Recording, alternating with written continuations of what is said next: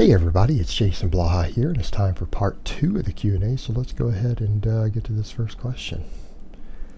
In the context of strength and hypertrophy, how important is the quality of sleep and rest following non-workout days versus workout days? Example, if someone were to do full body once a week, say on a Friday, and spend the entire weekend sleeping, resting, how important is their sleep and rest quality for the rest of the week going to be?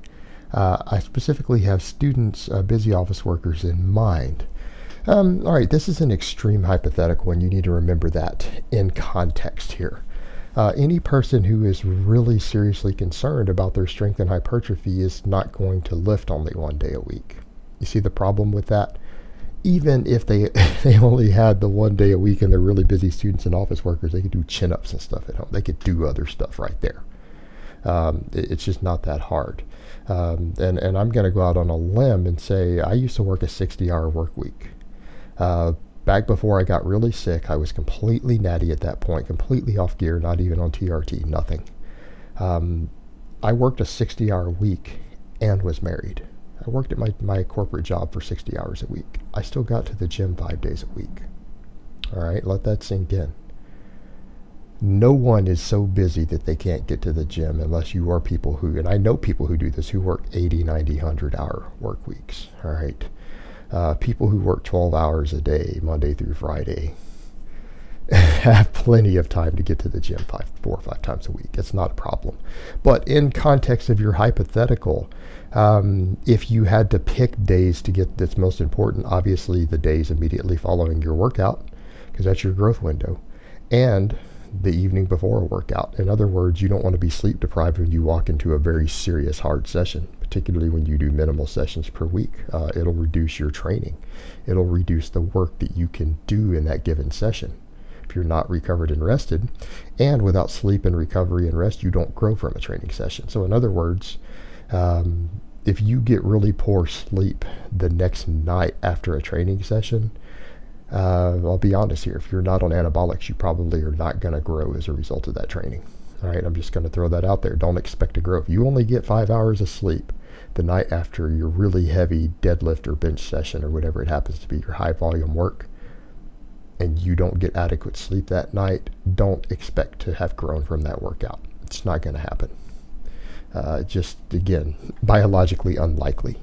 All right, next question. When is it best to do cardio, before or after a lifting session? I am 30 years old, 230 pounds, 6'2". I am currently doing 20 minutes of cardio before every lifting session, 3 to 4 times a week. Currently, cardio involves walking 14 minutes on an incline, running 6 minutes. I prefer running for fitness reasons as I play a sport recreationally. On my off days, I do 20 minutes incline walk. Does doing cardio before my lifting session take something away? I have no energy after I lift. Yeah. Doing cardio immediately before you lift is if it's any sort of significant cardio, meaning if it's even remotely taxing for you, will impede your performance in the gym. However, we've got to ask the question, what are you trying to do? Are you trying to lose weight right now? Like for me, I don't do morning cardio before my training sessions. I was doing some for a while. I lift 4 days a week. I like to do early morning cardio. I don't do any other than maybe a standing press day. I might on my strict press day if I have time, or if Brittany's running behind or something's going on to where we're going to get to the gym later, then I'll do some cardio before that. A really hard, heavy lift, I absolutely am not going to do cardio. So this really becomes a question of what is it that you're trying to achieve right now with your training? What is it you're trying to achieve with your cardio? The thing that you have to remember, though, cardio before training is absolutely going to impede your performance in the gym, especially if it's any significant amount. Cardio immediately post-workout, other than small amounts of lifts. When I say small amounts, doing 15, 20 minutes of list cardio, since you can usually do lists an hour or more. If you can't do it for an hour, it's not list cardio. 20 minutes of list cardio post-workout isn't going to negatively affect you. In fact, in some people, it might even help recovery. But more intense cardio post-training will interfere with your training stimulus. It needs to be spaced out. You probably want to get some food in between. Get a meal in between at the very least. Outside of that, do your cardio whenever you can squeeze it in. It really isn't that big of a deal. And you know, the thing is, when it comes to this question, some of this is tit for tat. I assume because you're coming to me, you're acting like you might be fairly serious about your lifting, you play a recreational sport. You know, this 3 or 4% difference this advice makes might actually matter. But for someone who's totally recreational, they're only, you know, fitness is just a lifestyle. They're not pursuing a really serious training goal. Like they're not saying, man, I really want to get to a double body weight squat or something like that. It probably isn't going to make enough of a difference to matter. People spend way too much time worrying about things that are only going to affect your results 3 or 4 or 5% over the course of a year. And if that's not that important to you, it's not worth mattering about. But if you're very serious about some sort of lifting related goal, then you have to factor in the things I just said. All right, next question. Do you have the same concerns of benching too high on the chest on the incline bench press? I find if I tuck my elbows too much, the weight starts to get away from me and put stress on my shoulders, so I tend to pause midway on my upper chest. Thanks in advance. Yeah, I have the exact same concerns. Why wouldn't you? I've done demonstration videos of me doing the incline bench to show you guys where to put it. No, you can't go below the nipple on an incline. It's not physically possible. But your line of pull and your angles have changed also. That would be like saying you want to go below the nipple on the overhead press. No, you touch the upper chest on it. On the incline, you need to find the bar path to where it is probably at about, maybe at a 45 degree, it's going to be somewhere about an inch or two above the nipple line. But it does need to be further down so that you tuck the elbows. And you're like, well, if I tuck too much, well, if you're tucking too much, you're probably touching the bar in an incorrect spot. You have to master the exercise. That's the point I always make with this stuff. Guys are like, man, I slip out of this bar path, I do this, I do that. It's like, well, then you need to practice the exercise more. All right? You need to practice the exercise more. That's why I've been discussing so much more. One of the perks with higher set training is mastering an exercise, mastering a lift.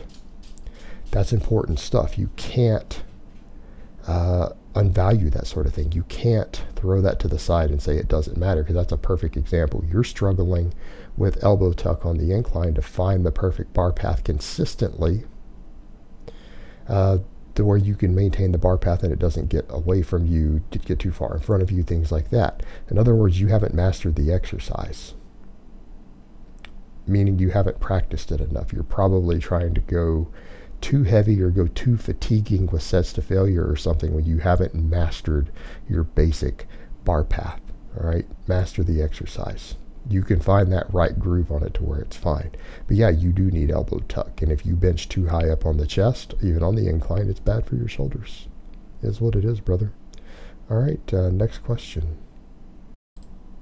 Hi, Jason. For a recreational lifter, there's a benefit to go beyond the intermediate level, 100 kilogram bench, 140 kilogram squat, 180 kilogram deadlift. Far as he was asking about health benefits, because other people are like, well, what do you mean? Of course, you get stronger. We're talking health benefits in terms of things like cancer resistance, overall insulin sensitivity, reducing diabetes, things like that. Probably not. I doubt you're going to see additional health benefits of going beyond that. Now, some people are going to say, but if you have another 10 pounds of muscle, aren't you going to have even better nutrient partitioning? Aren't you going to have better bone density? Aren't you going to have lower cancer rates, all this stuff? Hypothetically, yes, but you're also going to start carrying more and more and more body weight. In other words, some of the health benefits of all the additional muscle at a certain threshold, meaning when you start going beyond that, might offset some of the health positives. And that's what we have to remember. And I'm saying that as someone who carries a lot of body weight.